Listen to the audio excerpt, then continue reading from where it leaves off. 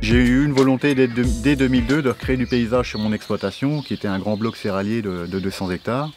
Donc à ce titre, j'ai réimplanté une haie de 800 mètres, qui correspondait aussi aux volontés familiales de recréer du paysage sur l'exploitation familiale. La deuxième haie, bon, c'est très long à s'implanter, donc elle fait un petit mètre de hauteur. Le diagnostic PRDA fait avec la Chambre d'agriculture m'a conforté dans le fait qu'effectivement, ces aménagements concentrent beaucoup d'espèces d'auxiliaires. On est à plus de 500 espèces différentes sur 3 ans de comptabiliser, avec plus de 25 000 individus, donc c'est vraiment un réel plus en termes de biodiversité. L'intérêt des bandes enherbées dispersées sur l'exploitation semble être quand même très intéressante, à la fois pour fractionner le grand bloc céréalier en blocs de 15-20 hectares, qui correspondent plus à une biodiversité de paysage avec plusieurs cultures. Cette année, suite au diagnostic du PRDA, on a décidé de mettre en place une haie mellifère afin d'attirer les abeilles et de les conforter sur place.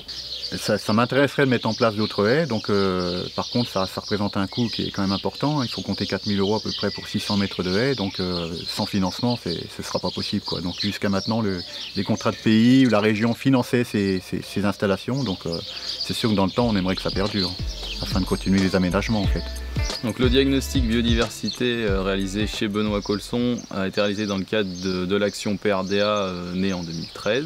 Donc sur le terrain, suite au diagnostic, on a des dispositifs de suivi chez les agriculteurs qui permettent à la fois de constater avec l'agriculteur la biodiversité présente et d'apporter des éléments de connaissance qui répondent à des préoccupations des agriculteurs qui nous accueillent. On a tout un travail envers les conseillers agronomie qui accompagnent depuis un certain temps les agriculteurs et qui se nourrissent de nos acquis, c'est-à-dire qu'on fait aussi évoluer leur approche de conseil, sachant qu'on a aussi une ponctuation sur des moments des fois un peu plus formels. On fait des séminaires où là on présente l'action biodiversité régionale. Donc le grand public, on fait des journées de sensibilisation où à la fois on va se porter sur le zéro pesticide, donc qui concerne les communes et les particuliers, et à la fois on en profite pour valoriser nos actions de favorisation de la biodiversité chez les agriculteurs, pour montrer qu'il y a une continuité territoriale entre urbain et rural.